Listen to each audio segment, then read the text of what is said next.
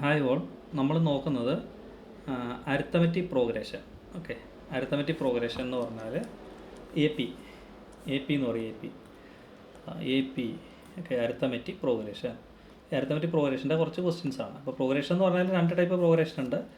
ഏതാണ്ട് arithmetic progression ഉണ്ട്, geometry progression ഉണ്ട്. അതാണ് 2 types of progression. Okay, arithmetic progression, geometry progression. അതിൽ അരിത്തമെറ്റിക് പ്രോഗ്രഷനാണ് നമ്മളിന്ന് നോക്കാൻ പോകുന്നത്. ഓക്കെ, അരിത്തമെറ്റിക് പ്രോഗ്രഷൻ എന്ന് പറഞ്ഞാൽ നമ്മുടെ കയ്യിൽ ഒരു ടേം ഉണ്ട്. ഒന്നാമതൊരു ടേം എ എന്ന് പറയുന്ന ഒരു പദമുണ്ട്. അതിൻ്റെ കൂടെ ഒരു സാധനം ആഡ് ചെയ്യുകയാണ്. അതായത് എയുടെ കൂടെ ഒരു നമ്പർ കൂട്ടി A+T. ഈ രണ്ടാമത് കിട്ടിയതിൻ്റെ കൂടെ ആ നമ്പർ ഏതാണോ കൂട്ടിയത് അത് വീണ്ടും കൂട്ടി. അപ്പോൾ അത് A+2D ആവില്ല, ഇങ്ങനെ അങ്ങ് പോകും. ഇതിനെയാണ് നമ്മൾ അരിത്തമെറ്റിക് പ്രോഗ്രഷൻ അല്ലെങ്കിൽ സമാന്തര ശ്രേണി എന്ന് പറയും. ഓക്കെ, അതാണ് നമ്മൾ പഠിക്കാൻ പോകുന്നത്. അപ്പോൾ എ ഉണ്ട്, രണ്ടാമത്തെ പദം ഏതാണ് A+T. ഇപ്പോൾ ഞാൻ 1 ഉണ്ട്, ഞാൻ 2 ആണ് അടുത്തത്. അതിപ്പോൾ അടുത്ത ഏതായിരിക്കും 3 ആണ്, 4 കണ്ടോ. ഈ 1ൻ്റെ കൂടെ 1 കൂട്ടിയപ്പോഴല്ലേ 2 കിട്ടിയേ, 2ൻ്റെ കൂടെ 1 കൂട്ടിയപ്പോഴല്ലേ 3 കിട്ടിയത്, 3ൻ്റെ കൂടെ 1 കൂട്ടിയപ്പോഴാണ് 4 കിട്ടിയത്. ഇങ്ങനെ എഴുതുന്നതിനെ നമ്മൾ വിളിക്കുന്ന പേരാണ് അരിത്തമെറ്റിക് പ്രോഗ്രഷൻ, അല്ലെങ്കിൽ മലയാളത്തിൽ പറഞ്ഞാൽ സമാന്തര ശ്രേണി. അപ്പോൾ നമ്മൾ സമാന്തര ശ്രേണീനെ പറ്റിയിട്ടാണ് പഠിക്കാനായിട്ട് പോകുന്നത്. ഓക്കെ, അപ്പോൾ സമാന്തര ശ്രേണിയുടെ കുറച്ച് ഇമ്പോർട്ടൻ്റ് ആയിട്ടുള്ള കുറച്ച് ക്വസ്റ്റ്യൻസ് നമുക്ക് ഡിസ്കസ് ചെയ്യാം. അത്രയൊക്കെ ആയിരിക്കും സാധാരണ എക്സാമുകൾക്ക്, ചെറിയ ചെറിയ അത്രയൊക്കെ കാണുള്ളൂ. വലിയ എക്സാമിൻ്റെ വേറെ നമുക്ക് ഡീറ്റെയിൽ ആയിട്ട് പഠിക്കാം. അപ്പോൾ തൽക്കാലം നമ്മൾ ചെറിയ എക്സാമുകൾക്ക്, ഒരു 10th ലെവൽ എക്സാമുകൾക്ക് വേണ്ടിയിട്ടുള്ള രീതിയിലാണ് നമ്മൾ പഠിക്കാൻ പോകുന്നത്. ഓക്കെ, അപ്പോൾ സമാന്തര ശ്രേണി എന്ന് പറഞ്ഞാൽ എന്താണ്? ഒന്നാമതൊരു ടേം എ ആണെന്ന് വിചാരിക്കുക. എനെ നമ്മളെപ്പോഴും ഫസ്റ്റ് ടേം, ഓക്കെ, ഒന്നാം പദം. ഇനി അതിൻ്റെ കൂടെ നമ്മൾ കൂട്ടുന്ന സാധനം, ഇതിനെ നമ്മൾ പറയുന്ന പേരാണ് കോമൺ ഡിഫറൻസ്. ഓക്കെ, അതല്ലെങ്കിൽ പൊതുവ്യത്യാസം. ഓക്കെ, മലയാളത്തിലാണ്. അപ്പോൾ പൊതു വ്യത്യാസം എന്നാണ്. 10ാം ലെവലാണ് ഞാൻ ഉദ്ദേശിക്കുന്നത്, 10th ലെവൽ എക്സാമുകളുടെ ആണ്. അപ്പോൾ അതാണ് മലയാളത്തിൽ. അപ്പോൾ പൊതുവ്യത്യാസം എന്നായിരിക്കും നിങ്ങൾ ഡീനെ പറയുന്നത്. ഇത് ഒന്നാം പദം.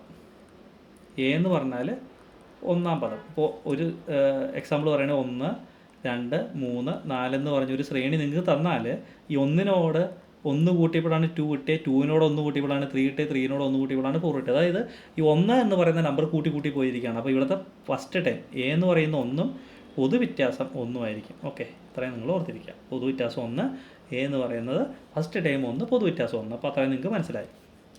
ഇനി നമുക്ക് അടുത്തൊരു സാധനം പഠിക്കാനുള്ളത് ഇതിലെ ഒരു nth ടേമിൻ്റെ ഇക്വേഷൻ എന്ന് പറഞ്ഞാൽ, ഇക്വേഷനായിട്ട് തന്നെ ഓർത്തിരിക്കുക.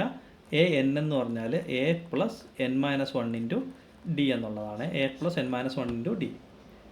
ഓക്കെ, നമുക്ക് അവിടെ ക്വസ്റ്റ്യൻ വരുമ്പോൾ പറഞ്ഞുതരാം. അന്നേരം ഇപ്പോൾ തൽക്കാലം നമുക്ക് ക്വസ്റ്റ്യൻസിലേക്ക് പോകാം.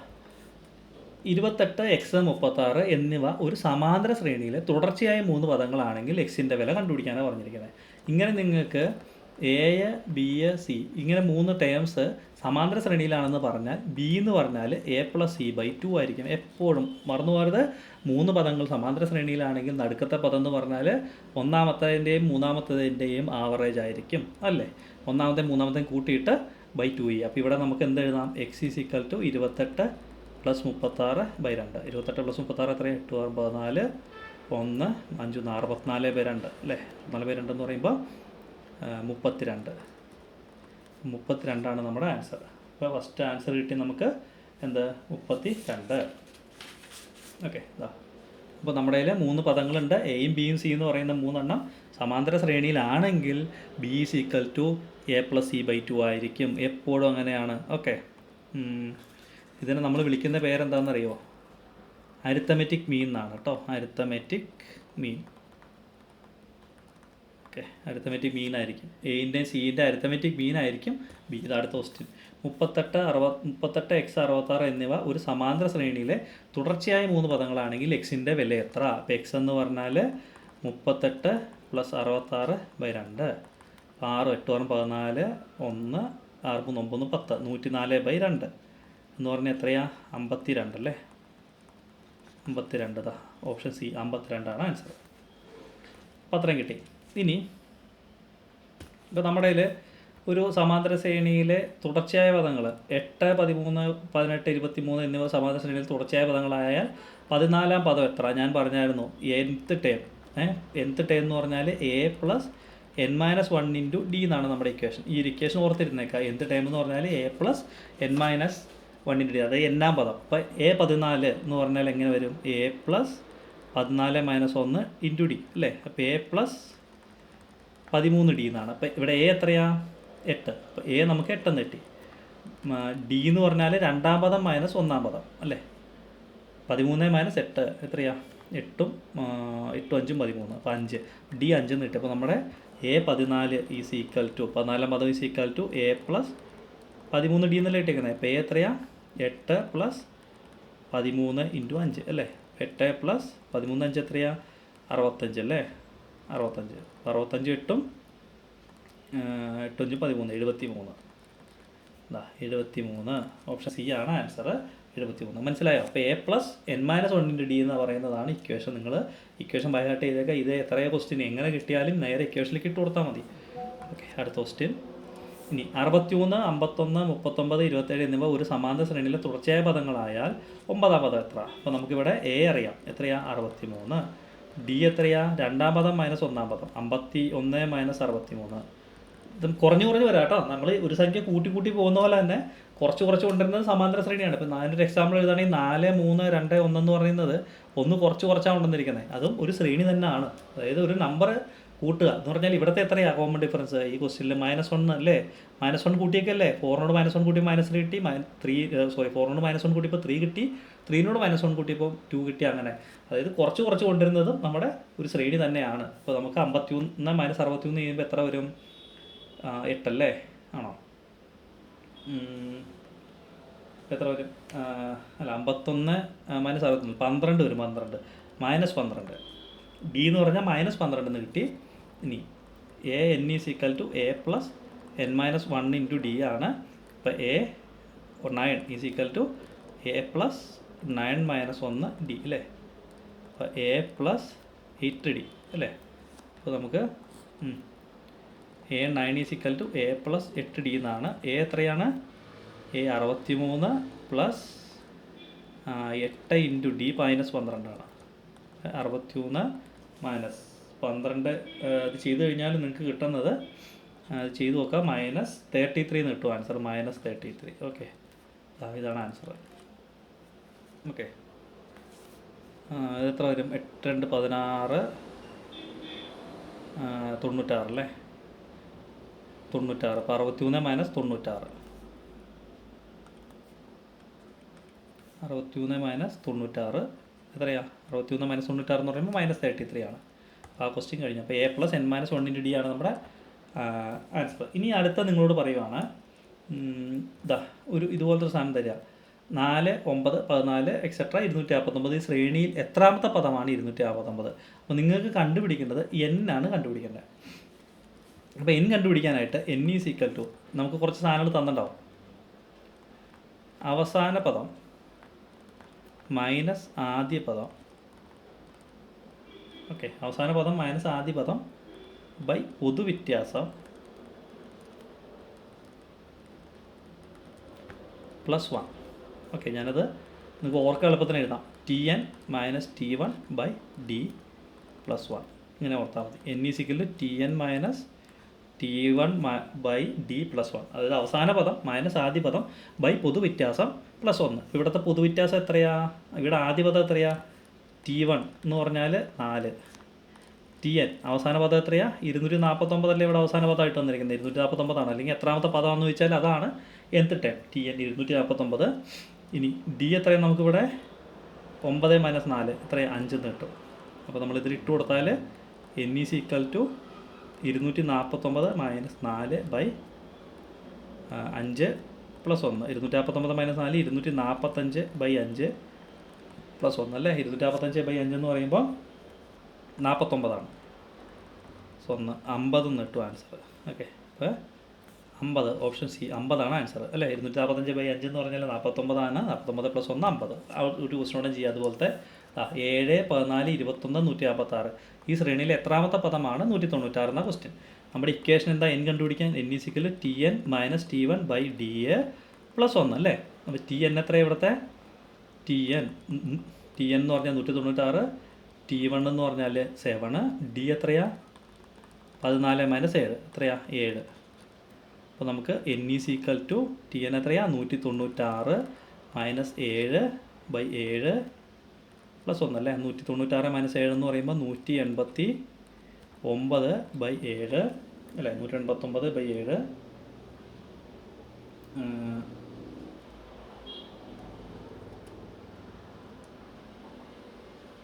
189/7 പ്ലസ് 1 തെറ്റിപ്പോയെന്ന് ഓർത്ത് നോക്കിയതാണ്. 189 + 7 പ്ലസ് 1 കറക്റ്റാണ്. /7 + 1. അപ്പോൾ ഇത് 27 7 189. അപ്പോൾ 27 + 1 28 എന്ന ആൻസർ കിട്ടും. 22. നമ്മൾ തെറ്റിക്കാൻ വേണ്ടി 27 കിടക്കുന്നുണ്ട് ആൻസർ. ആ +1 നിങ്ങൾ മറന്നു പോകരുത്. Tn - T1 common difference Tn - T1/d + 1. അവസാന പദം മൈനസ് ആദ്യ പദം ബൈ പൊതുവ്യത്യാസം +1. അതാണ് നമ്മുടെ ഇക്വേഷൻ. ഓക്കെ, തെറ്റിക്കരുത്. അടുത്തതാ ഇനി അടുത്തത് തുക കണ്ടുപിടിക്കാനുള്ള ഇക്വേഷനാണ്. അപ്പോൾ തുക കണ്ടുപിടിക്കാൻ ഇപ്പോൾ n സംഖ്യകളുണ്ട്. അതിൻ്റെ തുക എന്ന് പറഞ്ഞാൽ Sn = n/2 × 2a + n - 1 × d. ഇതാണ് നമ്മുടെ ബേസിക് ആയിട്ടുള്ള ഇക്വേഷൻ. അല്ലെങ്കിൽ നിങ്ങൾക്ക് വേറെ ഒരു ഇക്വേഷൻ ഉണ്ട്, ഞാൻ പറഞ്ഞുതരാം. n/2 × Tn + T1. 2 ഇക്വേഷൻസ് ഉണ്ട്. നിങ്ങൾക്ക് ഏതാണ് നമുക്ക് ടേംസ് തന്നിരിക്കുന്നത്. അപ്പോൾ ഫസ്റ്റ് ടേമും ലാസ്റ്റ് ടേമും തന്നിട്ടുണ്ട്. അതുപോലെ തന്നെ എന്നും തന്നിട്ടുണ്ടെങ്കിൽ നിങ്ങൾക്ക് രണ്ടാമത്തെ ഇക്വേഷൻ യൂസ് ചെയ്യാം. ഏത് ഇക്വേഷൻ വേണമെങ്കിലും നിങ്ങൾക്ക് യൂസ് ചെയ്യാം. അപ്പോൾ n/2 × Tn + T1, n/2 × 2a + n - 1 × d. ഇപ്പോൾ നമ്മുടെ സമാന്തര ശ്രേണിയിൽ ആദ്യ പദം തന്നിട്ടുണ്ട്, a, പൊതുവ്യത്യാസം തന്നിട്ടുണ്ട്, d തന്നിട്ടുണ്ട് അല്ലേ. 30 പദങ്ങളുടെ തുക എന്നും തന്നിട്ടുണ്ട് അല്ലേ. അപ്പോൾ ഇതിൽ നിങ്ങൾക്ക് അവസാന പദം ഇല്ല. അപ്പോൾ നിങ്ങൾക്ക് ഈ രണ്ടാമത്തെ ഇക്വേഷൻ ഉപയോഗിക്കാൻ പറ്റില്ല. അപ്പോൾ നമ്മൾ ആദ്യത്തെ ഇക്വേഷൻ യൂസ് ചെയ്യാം. അപ്പോൾ S30 കണ്ടുപിടിക്കുന്നത്. S30 = 30/2 × 2 × ആദ്യ പദം 40 2 × 40 + 30 - 1 × 20 അല്ലേ. D20 അല്ലേ. 30/2 × 80 + 29 × 20. ഇത് നിങ്ങൾ ചെയ്ത് നോക്കുക. 30/2 എന്ന് പറഞ്ഞാൽ 15, 80 + 29 × 20 എന്ന് പറഞ്ഞാൽ 580. 580 കിട്ടുന്നത്. ഇനി 80 + 580 അപ്പോൾ 15 × 660 അല്ലേ. = 9900. അപ്പോൾ ഫസ്റ്റ് ഇക്വേഷനാണ് നമ്മൾ യൂസ് ചെയ്തത്. കാരണം നമുക്ക് തന്നിട്ടുള്ളത് ഏതൊക്കെയാണ്? ആദ്യ പദവും പൊതുവ്യത്യാസവും അതുപോലെ പദങ്ങളുടെ എണ്ണവും തന്നിരിക്കുന്നത്. അതാണ് നമ്മൾ Sn = n/2 × 2a + n - 1 × d എന്ന് പറയുന്ന ഇക്വേഷൻ യൂസ് ചെയ്തു. ഓക്കെ, അടുത്ത ക്വസ്റ്റ്യൻ നോക്കിയേ. ആദ്യ പദം 60, അവസാന പദം 180, പൊതുവ്യത്യാസം 4. അപ്പോൾ നമുക്ക് നേരെ ഇത് ഇക്വേഷൻ നമുക്ക് അപ്ലൈ ചെയ്യാം. പക്ഷേ ഇതിലൊരു പ്രശ്നമുണ്ട്. നമുക്ക് എന്ത് തന്നിട്ടില്ല? n തന്നിട്ടില്ല ഇല്ല. n വേണ്ടേ നമുക്ക്? n കണ്ടുപിടിക്കാൻ എന്തായിരുന്നു ഇക്വേഷൻ? Tn - T1/d + 1 അല്ലേ. അപ്പോൾ Tn എത്രയാണ് നമ്മുടെ ഇവിടുത്തെ? Tn 180, T1 എന്ന് പറഞ്ഞാൽ 60 അല്ലേ. അപ്പോൾ 180 - 60/d അല്ലേ. d 4 + 1. 180 - 60 എന്ന് പറയുമ്പോൾ 120. 120/4 + 1. 120/4 എന്ന് പറയുമ്പോൾ 30. 31 കിട്ടും. നമുക്ക് n31 കിട്ടി. ഇനി നമ്മുടെ Sn-ൻ്റെ ഇക്വേഷൻ എന്തായിരുന്നു? n/2 × Tn + T1 Tn + T1. അത്ര ബൈ ഒന്നുമില്ല. n/2 × Tn + T1 അല്ലേ. നമുക്കെല്ലാം ഉണ്ട്. ഇപ്പം 31/2 അല്ലേ. 31/2 എത്രയാണ്? 31/2 Tn എത്രയായിരുന്നു? 180. 180 + 60 അല്ലേ. അപ്പോൾ 31/2 60 240. അത് വെട്ടി 120. അപ്പോൾ 120 31 × 120. അപ്പോൾ നമുക്ക് ആൻസർ 37 അയ്യോ ശരിയാണ് 3720 എന്ന് കിട്ടും. 37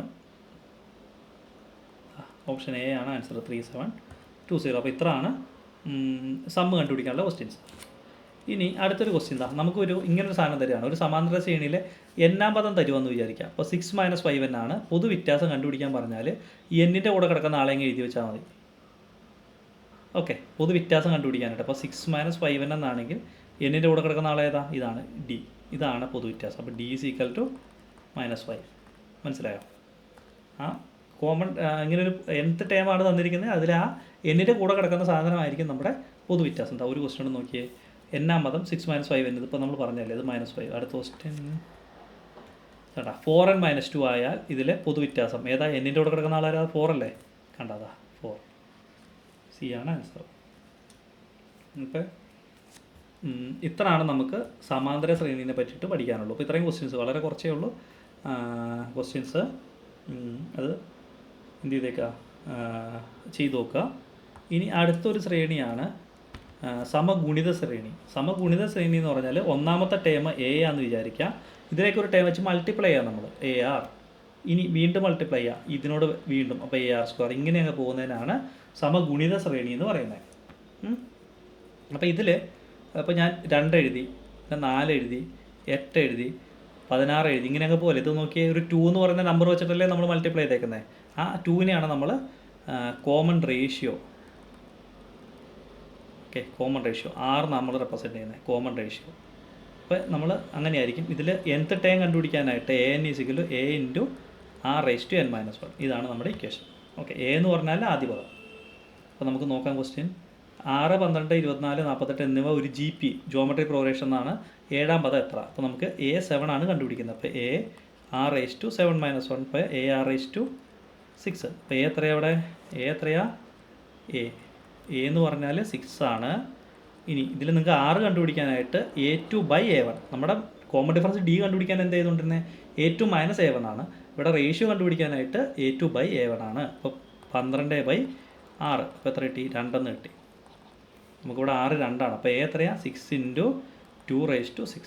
ഓക്കെ, 6 × 2⁻6 ചെയ്യുമ്പം 6 × 2⁻6 എന്ന് പറഞ്ഞാൽ 64 ആണ്. അപ്പോൾ 6 × 64 എന്ന് പറഞ്ഞാൽ 384. 384. ഓപ്ഷൻ സി ആണ് ആൻസർ.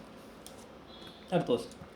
ഇനി 7x 12 112. നമ്മൾ ABC എന്ന് പറയുന്നത് AP-യിലായിരുന്നപ്പോൾ അല്ലേ, ഇത് GP-യിലാണ്. എയും ബിയും സിയും GP-യിലാണെങ്കിൽ B എന്ന് പറഞ്ഞാൽ √A × C ആയിരിക്കും. ഇതൊക്കെ ചോദിച്ചിട്ടുണ്ട്. ജോമെട്രിക് മീൻ എന്നാണ് ഇതിൻ്റെ പേര്, GM. മറ്റേ അരിത്തമെറ്റിക് മീൻ എന്ന് പറഞ്ഞ പോലെ ഇവിടെ ജോമെട്രിക് മീൻ. B = √AC. ഇവിടെ നമ്മുടെ കയ്യിൽ അപ്പോൾ X = √7 × 112 എന്ന് ഇട്ടാൽ മതി. 7 × 112 √7 × 112 എന്ന് പറഞ്ഞാൽ 784 ആൻസർ. √784 എന്ന് പറഞ്ഞാൽ 28 ഓക്കെ, അപ്പോൾ അത്രയേ ഉള്ളൂ. റൂട്ടിലുള്ള സാധനങ്ങൾ ചോദിക്കുള്ളൂ നിങ്ങളോട് പരീക്ഷയ്ക്ക്, അതോർത്ത് പേടിക്കേണ്ട. √AC. ഓക്കെ, ഇനി അടുത്തത് അടുത്ത ക്വസ്റ്റ്യൻ. 2, 4, 8, 16, 10, 24 എന്നീ ശ്രേണിയിലെ പദങ്ങളുടെ എണ്ണം എത്ര? അപ്പോൾ പദങ്ങളുടെ എണ്ണം കണ്ടുപിടിക്കാനായിട്ട് നമ്മുടെ AP ആണെങ്കിൽ നിങ്ങൾക്ക് ഈസി ആയിരുന്നു. GP-യിൽ കുറച്ച് നിങ്ങൾ കഷ്ടപ്പെടണം. ഈ 10, 24 എന്ന് പറയുന്ന ടേമിന് നമ്മൾ nth ടേമാണെന്ന് മനസ്സിൽ വിചാരിക്കുക. ഇത് A ആണല്ലോ. അപ്പോൾ നമുക്കിവിടെ A എത്രയാണെന്നറിയാം? A2 ആണ്. 6 എന്ന് പറഞ്ഞാൽ രണ്ടാമത്തെ ടൈം ബൈ ഒന്നാമത്തെ ടൈം 4/2 2 എന്ന് കിട്ടി. അപ്പോൾ 6 നമുക്ക് 2 എന്ന് കിട്ടി, A2 എന്ന് കിട്ടി.